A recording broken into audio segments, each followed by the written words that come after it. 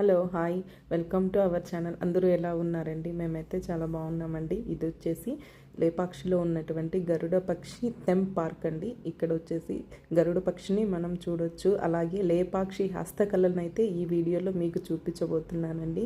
ఈ హస్తకళలు చేతితో చేసినటువంటి చెక్కతో ఎంత అద్భుతంగా ఉన్నాయంటే చూడండి. జిరాఫీ అయితే చాలా బాగుందండి. తర్వాత దేవుడి కోసం మందిరం తయారు చేశారు. అలా పెయింటింగ్స్ కావచ్చు, ఇలా బుట్టలు, క్యాప్స్, ఎద్దుల బండి చూడండి ఎంత అద్భుతంగా ఉందంటే. ఎద్దుల బండి చూసేదానికి చాలా బాగుందండి. కానీ కొంచెం కాస్ట్ అయితే ఎక్కువే, కానీ మన హస్తకళలను మనమే ఇంప్రూవ్ చేసినట్లుగా అనుకున్నట్టు ఒకటి ఏదైతే గుర్తుగా తీసుకోవాలండి. ఇది వచ్చేసి లేపాక్షిలో చూడండి. బుల్లెట్ బండి అయితే ఎంత బాగా చేశారంటే చాలా వెయిట్ కూడా ఉందండి. ఈ బండి వచ్చేసి చూసేదానికి షో కేస్లో పెట్టుకోవచ్చు, అలాగే టీపాయిల పైన పెట్టుకోవచ్చు.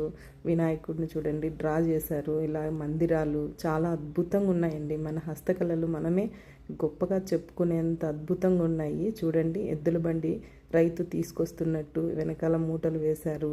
అలాగే పెళ్ళిళ్ళ సెట్టింగ్స్ కూడా అలాగే ఉన్నాయండి.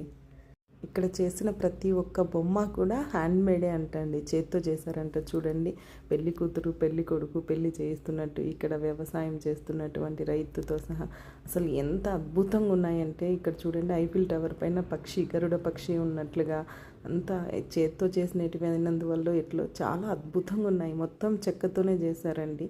లేపాక్షి అంటేనే హస్తకళలకు ఫేమస్ అంట కదండి. నాకు కూడా తెలీదు, నేనే ఇప్పుడు ఫస్ట్ టైం చూస్తున్నాను. చూడండి ఇది వచ్చేసి సంగటి చేసుకోవడానికి ఇలా వాడతారంట. ఇది వచ్చేసి రాగి ముద్ద చేసుకోవడానికి మేమైతే సంగటి అంటాము. ఇది వచ్చేసి కారాలు పిండుకునేదానికి కూడా చెక్కతో చేశారు. స్పూన్లు మొత్తం అన్నీ చెక్కతో చేశారండి. చాలా బాగున్నదండి. నేనైతే ఈ కాస్టింగ్కు భయపడి ఒక చెక్క దువ్వెన ఒకటి కొన్నాను. ఇంకొకటి మా పాప బాబు ఆడుకోవడం కోసం ఒకటి తీసుకున్నానండి. ఇంకంతే, ఏమీ తీసుకోలేదు. ఈ వీడియో మీకు నచ్చినట్లయితే ఒక చిన్న లైక్ ఇవ్వండి.